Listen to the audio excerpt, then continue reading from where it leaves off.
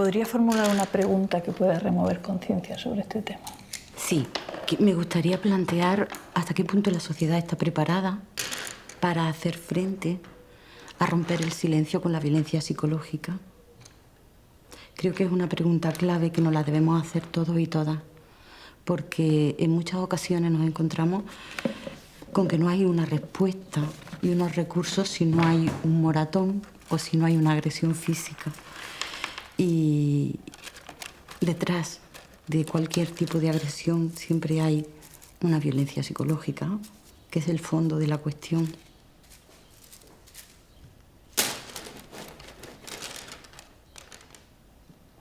Creo que a nivel social, algo que me parece fundamental, es el poder vivirlo como un daño a la propia sociedad. La pérdida de la voz, de la palabra y de la propia identidad de la mujer que está sufriendo una violencia psicológica. Claro, es que a lo mejor no estamos preparados. Por eso se trata de remover conciencia, ¿no?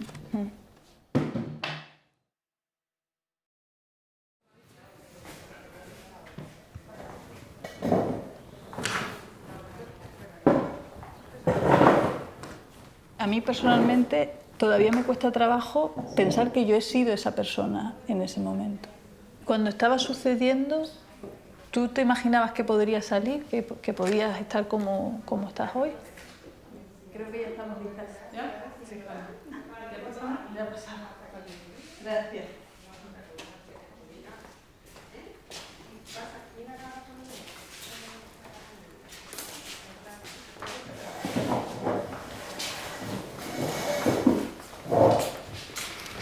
Muchas gracias por estar haciendo esto conmigo, eso para empezar. Es un experimento, no sabemos cómo va a salir, es la primera vez que lo hacemos y vamos a ver qué podemos hacer con nuestra propia experiencia. ¿Todas amarillo? Ah, sí. Todas amarillo. Escribimos aquí lo que a nosotras nos haya pasado, o hayamos sentido. Entonces, bueno, empieza Antonia.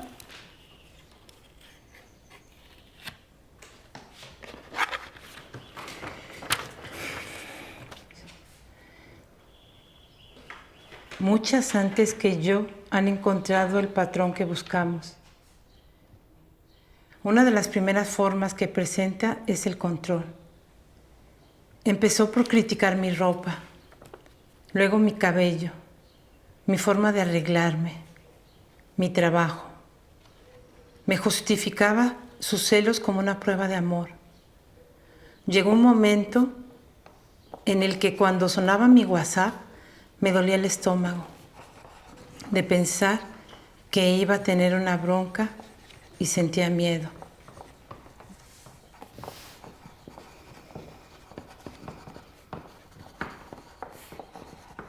Es muy difícil que puedas reconocerte en esa situación que te genera tanta confusión también. Llega un momento que tú estás en un bucle y es muy difícil romper ese bucle. Yo no era consciente. Ahora, con perspectiva, sí lo veo y ves muchas cosas que antes eran normales. Yo creo que es que está normalizado. Entonces no lo ves. Es muy encubierto. Muchas veces el maltrato psicológico que te hacen es tan civilino que no te das ni cuenta. Y si no te das cuenta tú, tampoco se dan cuenta los demás.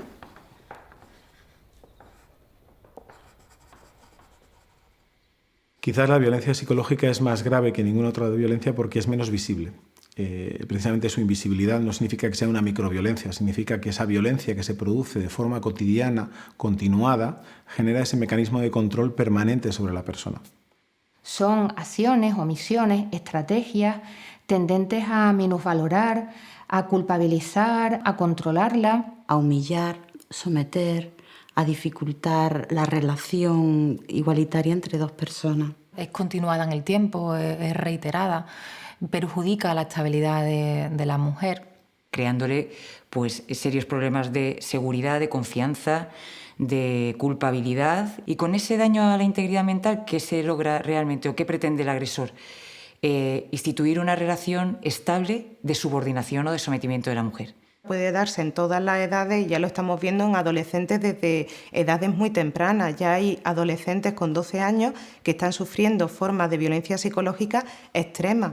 La utilizan los hombres y lo hacen como sistema de control sobre sus parejas. pero también puede ser sobre cualquier otra mujer que esté en su entorno. Por eso es muy importante que las personas conozcamos cómo es la violencia psicológica para que no seamos cómplices de esa violencia.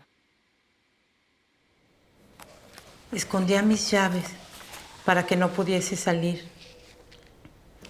Me trataba como si yo fuera de su propiedad. Controlaba mi móvil. Le di todas mis contraseñas para que viese que yo no tenía nada que esconder.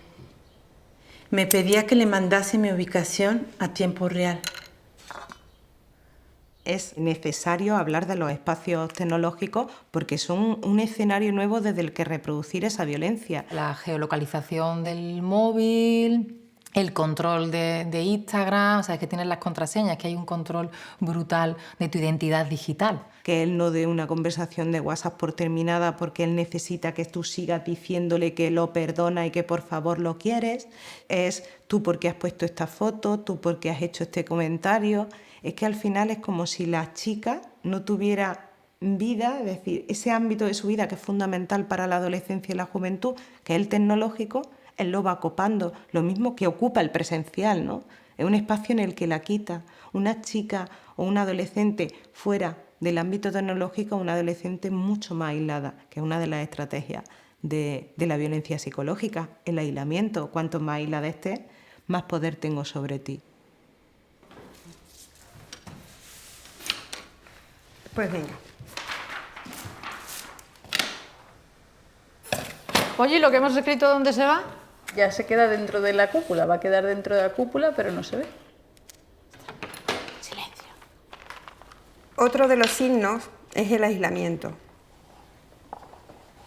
Cada vez que había una reunión con amigos, se las apañaba para provocar una pelea. Así que empecé a cancelar citas poniendo excusas. Pensaba que todos mis amigos querían acostarse conmigo. Poco a poco dejé de verlos porque suponía broncas. Controlaba cuánto tardaba en ir a comprar el pan para comprobar si me había parado a hablar con alguien. El aislamiento está relacionado con el control. Cuanto más aislada esté una mujer, menos agarres para salir de la situación va a tener. Me ha salido un trabajo maravilloso y voy a irme. Bueno, tú sabrás lo que hace, pero entonces restringe el afecto. Con lo cual, sin que él diga nada, ella va a entender que él está enfadado. Eso es una forma de control. ¿Cuál es su estrategia? Yo no te he dicho que no vayas. Si no vas porque no quieres. No es yo no quiero que vayas. Es tú verás lo que haces. ¿Esto qué es lo que provoca? Una autoculpabilización continua en la víctima. Y si aún con esas tú todavía no te has dado cuenta, ya sí te lo voy a tener que decir, que no quiero que salgas con tus amistades, que no quiero que tengas estas redes sociales, que no quiero que cuelgues otra foto ni que te pongas esta ropa. Pero eso no te lo digo al principio. Eso te lo voy a decir al final. A todo esto se llama violencia psicológica machista. Y es un terrorismo y una tortura contra las mujeres de todas las edades que la están sufriendo. Desgraciadamente, yo creo que todavía hay mucha desinformación sobre la violencia de género. Sí, claro. Muchísima. Para que se considere que hay violencia, tiene que ser muy, muy evidente. O sea, muy evidente. Y que tú lo veas. Que te des con el palito. Claro, y que tú lo estés viendo. No vale que yo te lo esté contando. Incluso estás tú dormida y que te despierte y te esté, digamos... Sí, increpando para que no te puedas dormir. Eso es violencia de género. Sí, a mí me han hecho eso. Eso no lo saben. Escupirte es violencia de género. Hay muchísimas cosas. Pero incluso que eso son me parece tan, ya tan bastante sutiles. agresivo. ¿sabes? Pero muy agresivo. Es que hay cosas antes que son violencia de género. O sea, porque van a llevar a eso. La construcción de las relaciones afectivas no son iguales en las mujeres y en los hombres. Se sigue socializando a los hombres desde ese ámbito del dominio, pero de un dominio sobre algo y sobre alguien. Y a las mujeres nos siguen socializando en todo el tema del ámbito del agrado, ¿no? El ámbito del agrado para el resto, para los demás y para las demás. Y eso, al final, hace que muchos hombres crean que tienen el derecho a ser agradados por las mujeres, Con lo cual estamos jugando diferentes cartas creyendo que estamos jugando a lo mismo. Por eso el ciclo de la violencia se va a repetir de forma continuada hasta que las mujeres salgan de esa situación. Hay mujeres que salen en meses y hay mujeres que pasan la vida completa, cada vez con menos herramientas para salir de ese laberinto, ¿no? Conforme más dentro están de la relación, menos ven los apoyos sociales, menos ven sus propias habilidades y los recursos. El tiempo no juega a favor de las mujeres que se mantienen en relaciones de violencia psicológica. Ahí vamos.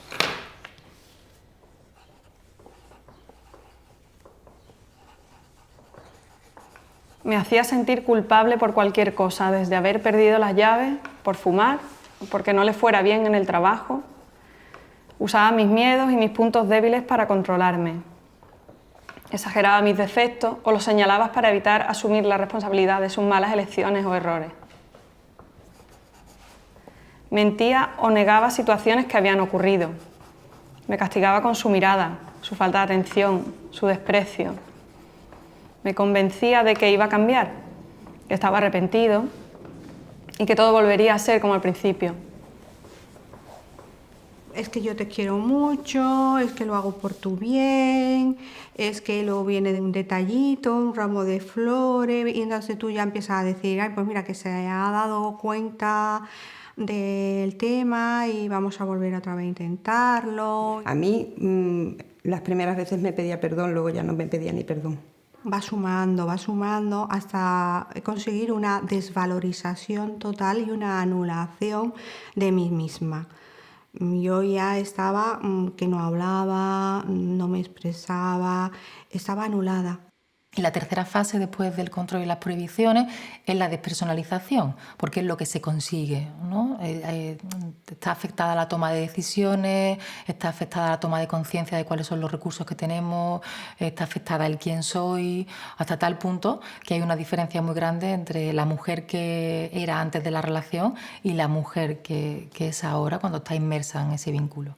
Se supone que la persona con la que tengo un vínculo de afecto me está violentando. Entonces, para poder entender esto que está pasando, mi mente desarrolla una serie de distorsiones cognitivas, de pensamientos irracionales, como por ejemplo la negación del maltrato, la justificación del maltrato, la culpabilización de yo soy responsable, si yo sé que esto o aquello le molesta, ¿no? ¿Por qué lo he hecho? ¿No? Además, ahí entramos en la indefensión aprendida, que la mujer adapta todos sus mecanismos y sus estrategias para evitar el conflicto. Y al final el conflicto se da por motivos ajenos, ¿no? A lo que ella deje o deje de hacer. Asumes toda la culpa, toda la responsabilidad de algo que no va a cambiar, no puede cambiar. La única manera de romper con eso es que él te mate o que tú te vayas.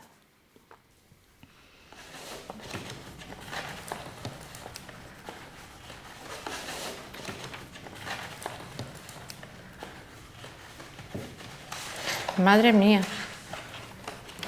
O sea, estoy intentando ver por qué está ahí esa sensación de malestar. Pero no sé por qué estoy tan enfadada. Es como que me culpo, culpándome a mí, ¿sabes? No a él por su comportamiento. Sino... Sí, pero no te puedes sentir culpable. Yo por eso solicité terapia. Yo la terapia la pedí porque yo estuve 23 años callada y yo necesitaba hablar. Yo la rabia la sentí cuando vivía con él. Yo me aborrecía a mí misma, yo me odiaba a mí misma porque yo no era yo. Yo sabía que yo no era yo y que yo aguantaba y soportaba todo lo que tenía que soportar por un miedo irracional que yo lo tenía. Porque yo me había casado para toda la vida. Claro. ¿Entiendes? Entonces, y eso es educacional, eso es desde chiquitita que a mí me lo han enseñado. Es que yo creo que no es sanarte de una relación tóxica, sino de cómo está construido, por lo menos en mi caso, el patrón de una relación. Yo pienso que tienes derecho a estar enfadada. Claro que sí. Que estás enfadada contigo y también con esas relaciones, con una sociedad que te ha fallado, que nos engañó con todas estas historias del amor romántico, que pudo haber puesto en peligro tu vida, pero que tú sola no puedes salir de esto. O sea, tú necesitas a una profesional que te acompañe en este proceso. Este proceso es largo, pero es posible. Y es posible desaprender esos patrones de relación y desarrollar una serie de herramientas y de formas de amor propio y de cuidado que, por supuesto, que con lo joven que eres, te van a permitir poder construir relaciones más sanas. Un proceso de salida de la violencia nunca va a ser lineal. Incluso cuando pido ayuda y le digo a una amiga o a alguien de la familia qué es lo que está pasando, incluso ahí después hay un ¿qué he hecho? ¿No? Porque hay mucha culpa y hay mucho cuestionamiento interno. Es que no podemos olvidar que el autoconcepto está muy perjudicado. Que yo no lo veía como para denunciarlo, cuando estás sintiendo miedo físico, o sea, miedo de que te hagan daño físico. Y no lo hice, porque yo misma también te engañas y dices, lo controlo, no pasa nada, no me va a hacer, nunca me ha pegado, nunca... Como que te tienes que esperar a eso para denunciar. Hay asociaciones que están muy pendientes de mujeres que lo están pasando mal, que están aisladas, que se acercan a la casa y que le dan un toque para que se incorporen. Espacios en los que las mujeres se sientan seguras. A mí me ayudaron a salir de ahí. Yo por mí sola no me hubiera ido. Es muy difícil. Y esa persona está tan encerrada porque la han encerrado en sí misma y le han metido tanto miedo que esa persona es incapaz de salir de ahí si no se la ayuda. Le has dado tanto poder que dices, él me va a encontrar. Tienes tanto miedo que dices, ¿a dónde me voy a ir que no me encuentre? Le estoy desobedeciendo. Y ya sabes que la desobediencia tiene un costo.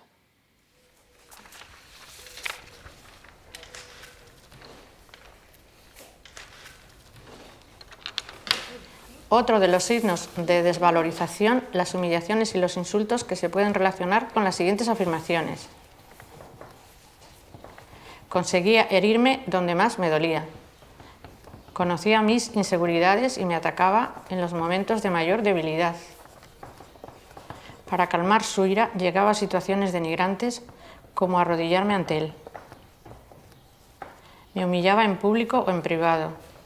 Hacía bromas a mi costa. Me decía que era una inútil, que estaba loca, que no servía para nada.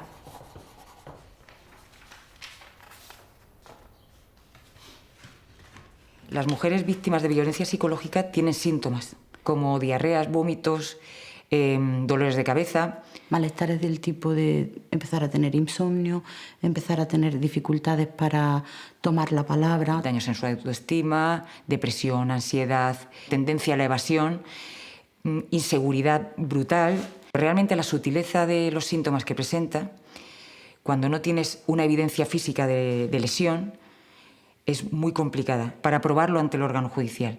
Y muchas veces no existen otras pruebas más que la declaración de él frente a la de ella. Sin embargo, si hubiera habido un vecino o una vecina que hubiera llamado a la policía y que se lo hubiera contado a posteriori a ella, esa notificación en un momento dado podrá recuperarse y le servirá a ella como un elemento probatorio alrededor de su declaración, que es lo más importante. También se tienen que enfrentar a que muchas veces no son creídas, se las cuestiona de una manera que no cuestionamos en otro tipo de delitos. Si yo no soy consciente de lo que es violencia o no violencia, ¿cómo voy a poder plasmar esa violencia y ese infierno que he vivido en una denuncia? Yo creo que es súper importante el preparar a la mujer para lo que va a venir si interpone una denuncia, sobre todo en casos de violencia psicológica.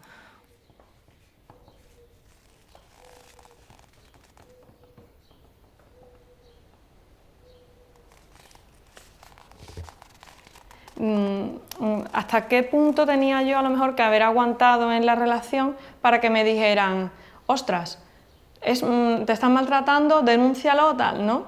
Es muy duro que tu gente no lo vea. Yo te puedo hacer una pregunta personal, es personal, Claro, sí, porque claro, es que yo soy madre, ¿vale? Y yo estoy muy preocupada de que mis hijos en un momento dado puedan sufrir lo que es el daño colateral, ¿no? Por decirlo de alguna manera, o repetición de patrón, lo que sea. ¿A qué edad empezó tu primera relación en la cual la cosa regular? Quizás mi perfil estaba como un poquito condicionado ya que yo repitiera el patrón por lo que yo había vivido en mi casa. Vale. El clima, ¿no? El clima. Más el clima, ¿no? Yo nunca, ostras, me da mucha vergüenza, yo nunca lo he hablado en mi casa. Mi madre ella siempre no ha sido consciente de que yo me daba cuenta de lo que pasaba. Creo que se autoengañaba diciendo, no, bueno, los niños no se enteran, o los niños están dormidos, o son niños y están felices. Pero desde pequeñita hasta que tienes 6 años, que entras en el cole, ¿qué estás viendo? Que cuando hay una explosión, lo que hay que hacer es callarse, intentar que la otra persona se calme y agachar la cabeza. ¿Qué pasa? ¿Que eres un normal? ¿No puedes hablar?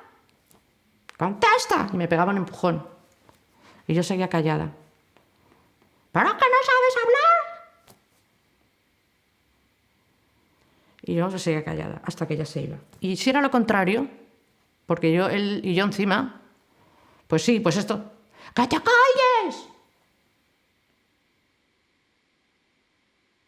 Ellos están solamente repitiendo un patrón conductual de repetición de la sociedad, del poder sobre, de así lo hacía mi mamá, así lo hacía mi papá. Estoy convencida de que todas las mujeres que yo tengo alrededor en mi vida han sufrido algún tipo de violencia machista. Otra cosa es que sean conscientes de ello. Cuando tomas conciencia de eso, lo estás viendo constantemente a tu alrededor, constantemente. Yo te estoy contando mi historia y cualquier mujer que la esté leyendo, que la esté escuchando, la ha vivido.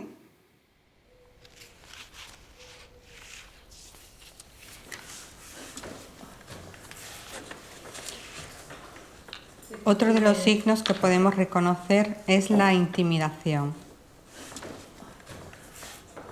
Rompía cosas o amenazaba con romperlas. Llegó a sacarme el cuchillo más de una vez. Daba portazos y tiraba mis cosas al suelo. Daba puñetazos a las puertas y a las paredes. Me gritaba constantemente.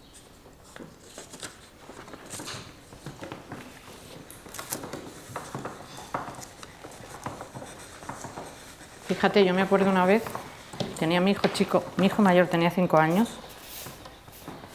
y nos cerró la puerta de la calle, no sé qué era lo que le pasó, algo quería, yo ya no me acuerdo, lo que no se me olvida es lo que nos hizo. Cogió un cuchillo y dijo, primero os mato a vosotros dos y luego ya acabo conmigo.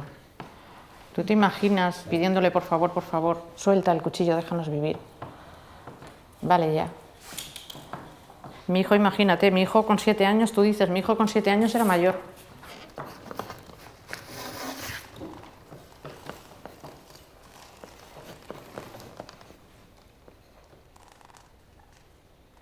Tienes en el imaginario el maltratador es una persona agresiva, el alcohólico, analfabeto que te pega y que encima tú vives en una capa social que no tienes capacidad de salir tú sola adelante porque tienes además un montón de niños. Yo qué sé, eso, ¿no? Como una imagen que no es así. Realmente no hay un perfil. Que realmente hombre violento puede ser cualquier hombre educado dentro del patriarcado, es decir, cualquier hombre en nuestra sociedad. Hemos sido educados en ella, valorados al ejercerla y evidentemente cualquier hombre puede utilizarla para generar control, para generar esta sensación de dominio que muchas veces es parte de nuestra identidad. Cuesta mucho ver como delincuentes a hombres que están totalmente adaptados a nuestro sistema. El machismo forma parte de nuestra sociedad y los delincuentes están, por lo general, absolutamente adaptados. No es accidental. El comportamiento del agresor responde a una idea, a la necesidad de someter a su víctima.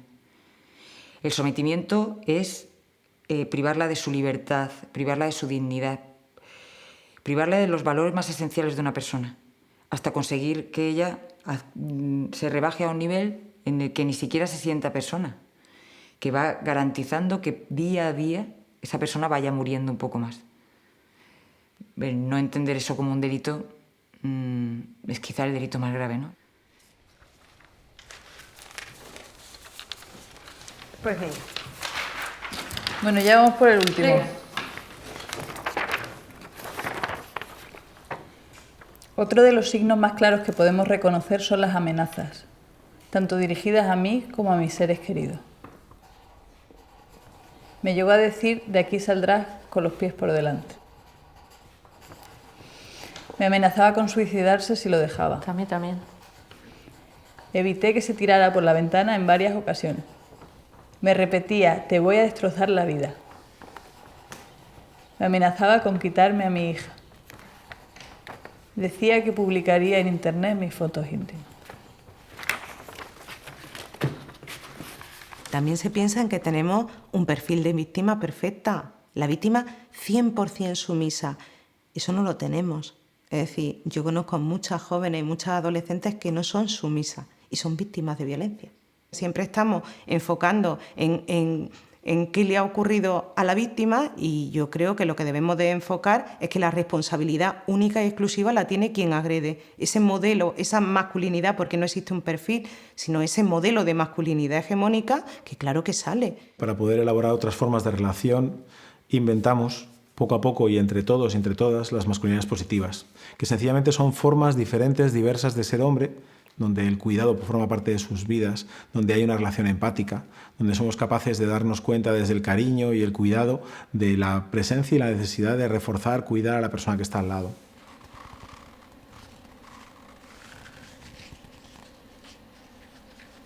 No se trata de buscar culpables, sino las causas de esta sociedad que podemos ir desmontando poquito a poco. Se requiere, por supuesto, desde mi punto de vista, mucha educación, pero también trabajar los afectos, las emociones, el perdón. Y estamos rodeadas de hombres maravillosos, amorosos, donde ellos se desmontan y nosotras también, no nada más ellos. Y yo sí a Elena decirle que es una mujer maravillosa, todas por supuesto, todas, pero ella especialmente es como el futuro y la esperanza de generar otro discurso y otra praxis para salir de las violencias, y estás muy legitimada a decir desde tu lugar y tu cuerpo lo que te ha sucedido.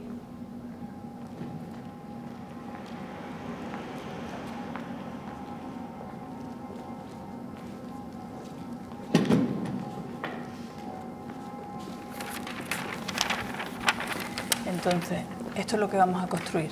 Cada color son los palos que hicimos ayer. Sí. La A, la B, la C, cada uno tiene un color. 1, 2, 3, 4, 5. Vamos a marcar con un lápiz azul las esquinas, que vamos a seguir el patrón que se repite. Cuando una persona empieza a salir de la situación de violencia, se da cuenta de que hay un montón de gente alrededor que no es el agresor y una forma de relación que no tiene nada que ver con aquello de lo que está huyendo. Son destrezas que se desarrollan y que se desarrollan en grupo. La F más pegada al azul. Cogemos la F primero y más pegada al azul. Yo en el momento en que llama a la policía yo no podía echarme atrás. Yo tenía que seguir. Y ahí es cuando te das cuenta de que no estás sola. Tanto miedo que has pasado y tanta soledad que has pasado durante 23 años, resulta que no estás sola. Creo que es la mejor decisión que he tomado en mi vida. La cúpula geodésica, que es el patrón que estamos haciendo, es una construcción que inventó un arquitecto para que fuera una estructura que se pudiera construir en cualquier parte de alguien que necesitase una casa. Y con materiales diversos, ¿no? Sí. No denuncias porque tienes miedo, porque no te quieres ir de tu casa, porque dices, ¿y dónde voy? El momento de presentar la denuncia es algo muy importante, pues hay que valorar las posibilidades que tiene la víctima de ir a otro lugar con sus hijos e hijas, si los tiene, de conseguir rápidamente una subsistencia económica. De inicio, tenemos que obtener la protección de la víctima. Es la prioridad absoluta. Y hay que ser muy claros con la protección que podemos ofrecerle. Si no estás protegida, el tío te mata. Porque está muy enfurecido porque le has desobedecido. Y además has hecho público su mundo interior, su mundo asqueroso de abuso y de maltrato. Yo recomendaría a la víctima autocuidado. Un autocuidado que la justicia no le va a brindar.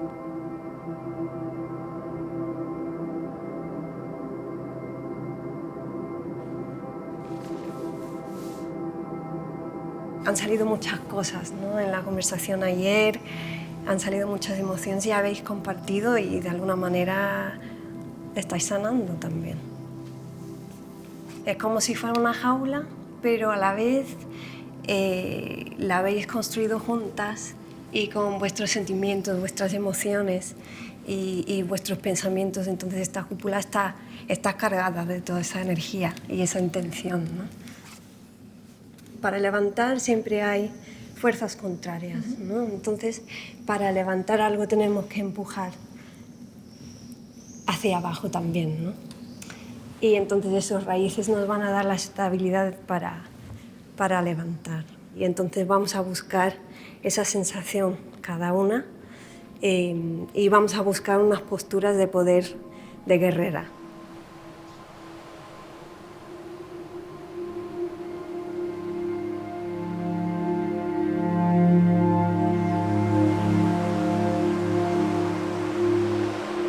Hemos construido una especie de cúpula de 2,5 metros de diámetro que nos deja todas encerradas. Entonces, mañana levantaremos entre todas esta cúpula y vosotros vendréis con estos pilares. Entonces ahora me gustaría que vosotros pensaseis qué creéis que deberían de simbolizar estos 8 pilares que vais a traer a las mujeres en este ritual. Y Gracias a vosotros. yo voy a estar ahora detrás de la cámara. Gracias a vosotros. Bueno, yo soy fiscal de Cádiz y el mío yo les propuse a ellas que fuese la sección de violencia contra o sobre la mujer que existe en cada Fiscalía de España, como apoyo o auxilio o asistencia a las mujeres, que sepan que existe. O sea, que tú ves los pilares como recursos, ¿no? Claro, para mí los pilares son como los pasos por los que tiene que pasar la mujer desde tomar conciencia de lo que está viviendo hasta el acceso a los recursos especializados y a la administración de justicia. Es que yo creo que dentro de los recursos profesionales con capacitación también deben estar en paralelo asistencia psicológica, asesoramiento psicológico, trabajo social. Pero y realmente, claro, cuando hablamos de recursos, claro, ¿de qué estamos hablando? De dos cosas muy concretas, profesionales y dinero. Digo yo. Más bien primero de dinero, porque sin dinero no hay profesionales. profesionales. Y dinero. Pero con dinero a veces no tienes tampoco profesionales en Claro, condiciones. pero ¿qué dices si tuviésemos las dos? Que el dinero es necesario, Maravilloso. pero no suficiente. Realmente la ayuda puede venir no solamente de profesionales, puede venir de una vecina. O de una asociación. vecina o de una asociación que trabaja sin ánimo de lucro, vamos, que no es... Para mí tenemos que ir a dos pasos. Es cierto que tenemos una problemática en lo alto y por tanto tenemos que tener recursos para la atención, pero no nos podemos olvidar que tenemos que irnos abajo. Es decir, si no trabajamos lo de abajo, siempre vamos a tener lo de arriba. Es que es una de prevención y una de reparación. O sea, Claro, en de terreno hecho, de prevención y de reparación. Pero fíjate, para mí la prevención ya no es solo prevención, para mí es ya transformación. Sí, o sea, es que creo que hay que totalmente. transformar nuestra estructura social. Está claro, para mí el cambio y uno de los pilares fundamentales y del proceso de ese cambio es el cambio de los hombres. De hecho, nosotros trabajamos en 3 niveles. Uno es la concienciación, que es el primer paso del darse cuenta, que comentaba la compañera. Otro es, evidentemente, la acción, y todavía hay un tercero, que es la reparación, que es el que habla Saramago, ¿no? Sí, la necesidad la de no solamente reparación darte transformadora, cuenta de la transformación, sino reparar aquello que has hecho como parte del sistema. Totalmente. No se trata de que los hombres seamos culpables de todo lo que ha sucedido en los últimos 4.000 años, sino que no se reproduzca desde lo masculino esa estructura de dominación que muchas veces es sutil, como es el caso de la psicología, de la violencia psicológica.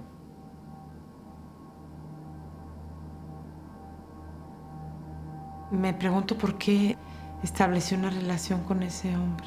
Siempre me lo sigo preguntando. ¿Qué en mí estaba tan frágil que permitió todo eso? Si tú te sientes cuidada y protegida por otras mujeres, nos da herramientas y fuerza para relacionarnos con los hombres, no desde esa carencia profunda de ámame por favor, y golpéame, mátame, viólame, haz lo que se haga con tal de que me ames. Porque yo le tapaba y no le decía a la gente lo que me estaba haciendo. Porque tenía miedo, porque me daba vergüenza. ¿Por qué seguimos haciendo lo mismo una y otra vez? No me podía imaginar en ningún momento de mi vida, ni siquiera que yo fuera a estar viva con 35 años. Ni a lo que me dedico, ni que sea capaz de hacer el trabajo que hago yo sola. El camino hacia convertirme en lo que soy ahora ha sido muy duro. Fortalecerme, el hecho de no victimizarme. A mí me ha ayudado mucho el recordar siempre lo que yo era antes de conocerle.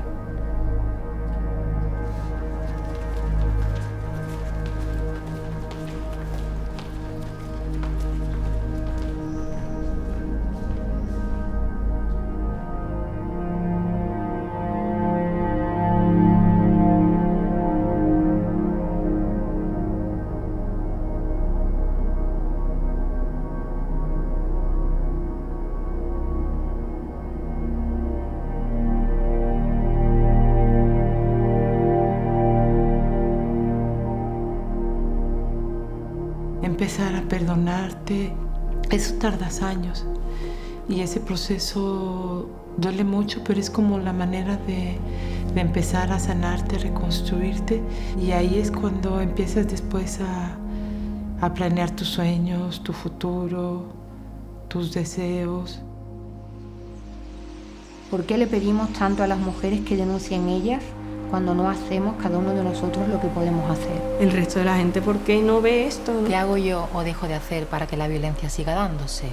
¿Y si fuese tu hija? ¿Qué harías en este caso? ¿Cómo podemos seguir viviendo en una sociedad machista? Tenemos que ser capaces de entender cuándo se produce esa violencia psicológica, darnos cuenta, verla, observarla, cambiarla. Detectar dónde están los riesgos de idealizar relaciones sin hablar de reciprocidad. Necesitamos el compromiso de toda la sociedad.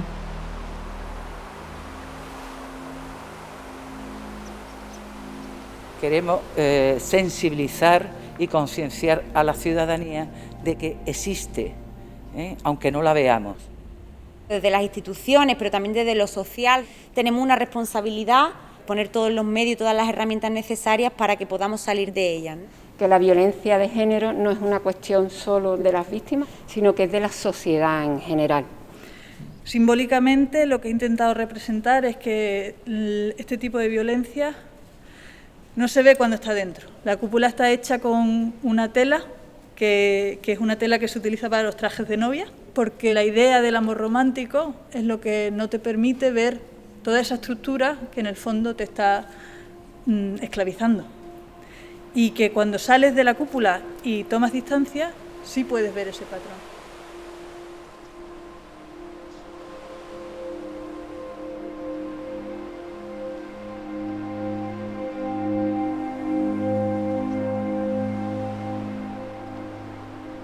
¿Y entonces crees que podías imaginarte que hoy podías ser la mujer que eres ahora?